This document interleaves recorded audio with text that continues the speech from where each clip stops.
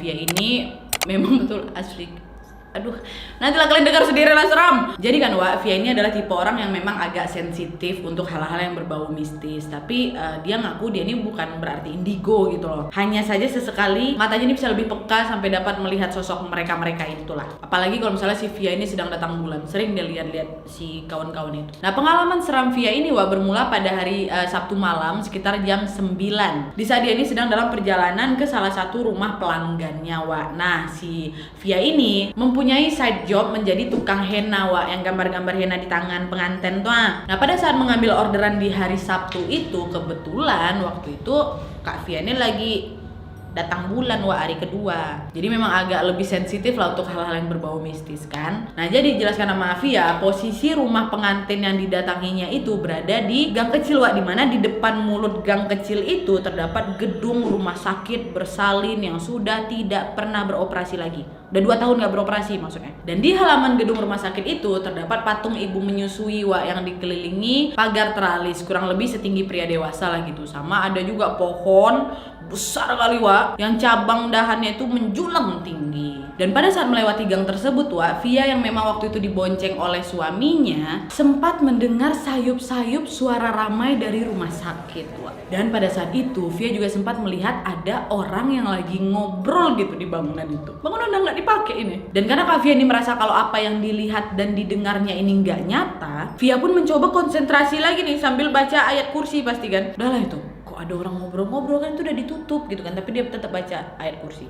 Sampailah dia ke rumah pengantin. Nah, Via pun memulailah pekerjaannya kan, selesai sampai jam 11 malam Wak. Lalu ketika pekerjaannya selesai, suami Via pun datanglah untuk menjemput Via di rumah itu. Dan selama perjalanan Wak, Via sama suaminya ini ya masih ngobrol lah, bahkan bercanda. Tapi nih ketika sampai di mulut gang yang tepatnya di depan rumah sakit terbengkalai itu, Via mendadak terdiam Wak. Kali ini bukan karena apa yang dilihat sebelumnya Wak, melainkan dia melihat ada sosok wanita berambut panjang sedang berdiri di bawah pohon besar dan menatap lurus ke arah Via. Saking dekatnya posisi si sosok wanita sama si Via ini Wak, Via bisa tahu, bisa lihat bola mata si wanita itu berwarna hitam pekat. Bola matanya ya, bukan matanya lagi, bola matanya. Gegar inilah Via langsung cengkram pinggang suaminya kuat-kuat Wak di atas motor. Dia pejamkan matanya kan Wak, istighfar si Via. Nah, suami Via ini udah tahu nih, udah ngerti kode ini kan. Oh, nih siapa?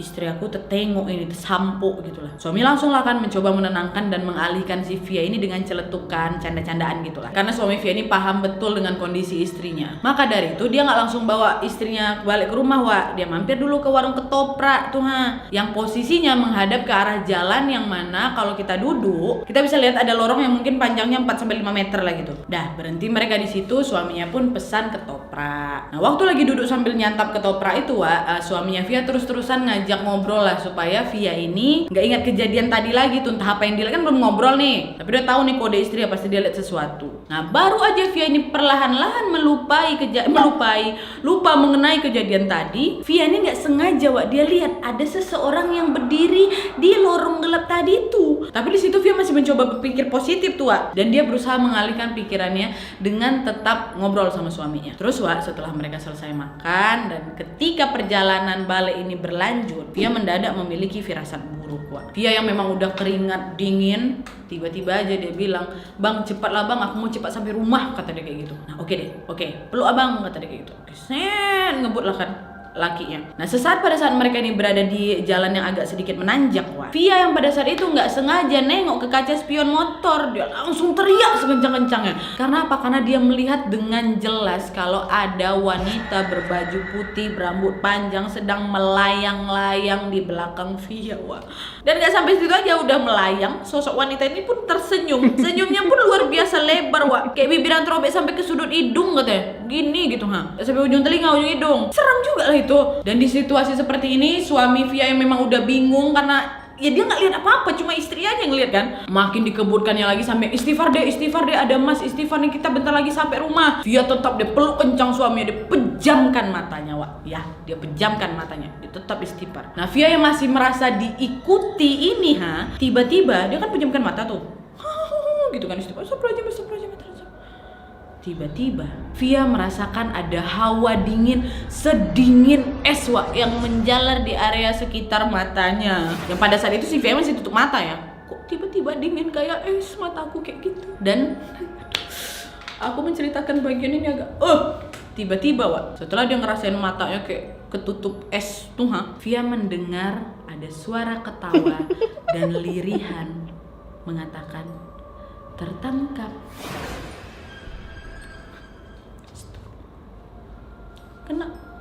Kena deh, gitulah bahasanya, tertangkap katanya.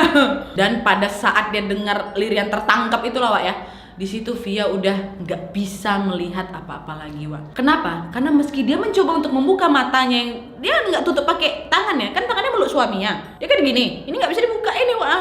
Dan parahnya lagi Wak ya, Via sampai nggak tahu kalau mereka ini sebenarnya udah nyampe rumah gitu loh. Yang Via dengar hanyalah suara teriakan histeris suaminya yang sedang memanggil orang rumah. Di situ ada orang tua suaminya kan, mertuanya si Via. Dan pada saat itu juga suaminya Via tetap mengusap-ngusap pipi Via yang memang basah sama air mata Wak. Terus bapak mertuanya Via pun menghampiri Via, dibawakannya air putih sambil menuntun Via untuk mengucapkan kalimat syahadat. Via tenang, ucap syahadat nak, ucap syahadat. Coba kamu buka pelan-pelan ya nanti matamu. Coba tetap dituntun tuh sama bapak ya kan. Tapi tetap aja nggak bisa waktu itu. Terus bapaknya masuk kamar lagi, coba dibasuhnya lagi wajah si Via pakai air putih kan, sambil memanjatkan air kursi. Dan akhirnya perlahan-lahan mata Via terbuka.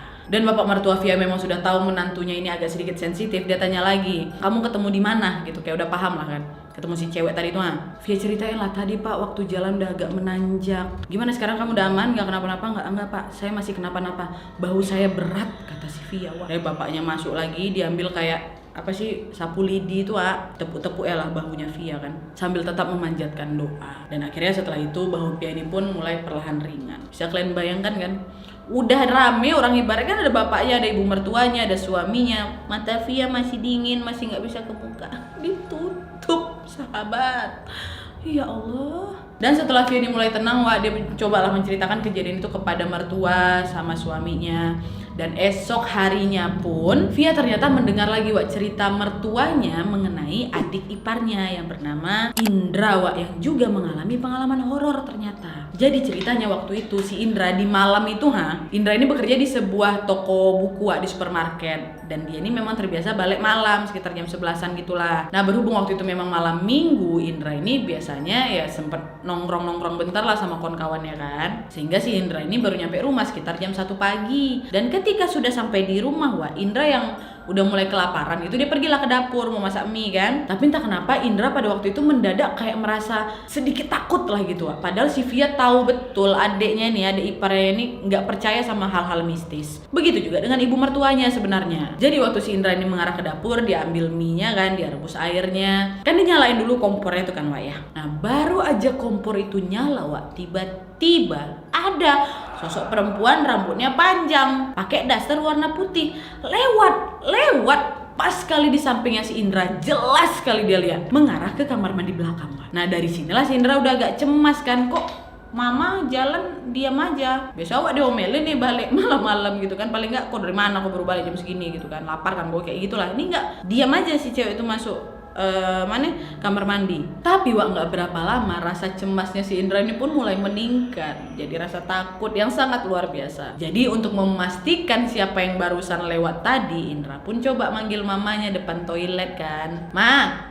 Mama, kata dia gitu. Tapi nggak ada sautan Wak. Dan berkali-kali Indra manggil mamanya itu tetap nggak ada jawaban. Ma, kata dia kayak gitu. Di situ Indra sempat mikir, jangan mama aku mau coba nakut-nakutin aku ya, gitu kan. Karena kan aku nggak percaya sama hal-hal kayak gitu. Akhirnya si Indra mau ngecek nih, ini pintu kamar mandi kekunci apa enggak gitu loh. Karena kalau kekunci berarti mamanya Indra memang ada dalam kamar mandi itu, ya kan? Dan ketika si Indra ini mendorong handle pintu kamar mandi itu, ternyata pintu tersebut tidak terkunci dan Indra melihat kalau tidak ada satu orang pun yang ada di kamar mandi itu. Tapi dia ingat, dia betul-betul jelas itu cewek lewat samping dia, dedek masuk, tutup pintu. Nah gegara ini lawang aja jadilah si Indra masak mie. Kelaparan lah dia dalam kamar, nggak mau dia masak mie waktu itu, takut dia. Dan timing ini Wak ya, pas sekali kejadiannya sama apa yang dialami sama si Siapa tadi, Kak Pia. Ini kalau misalnya kalian ingat ada cerita Wawa yang kayak gitu juga, dia mengalami di mana, tapi neneknya atau orang rumahnya juga mengalami hal yang sama gitu. Jadi setannya ini sekali ngerjain langsung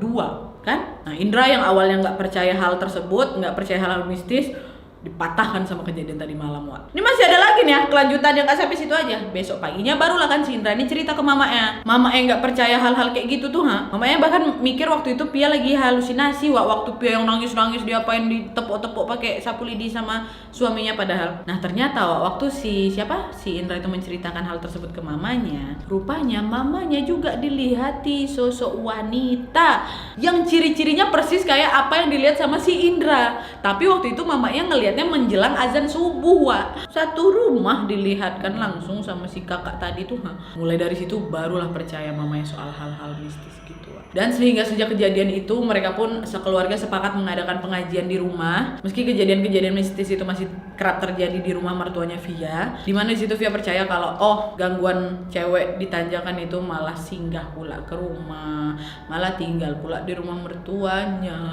Tertangkap katanya, Wak. Tapi semoga lah, itu tuh bahaya loh. Enggak, masalahnya kadang setan ini juga bercandanya nggak main-main. Untung Pia yang dibonceng. Kalau coy, amit-amit kalau orang yang lagi bawa motor dia main-main tutup aja kan.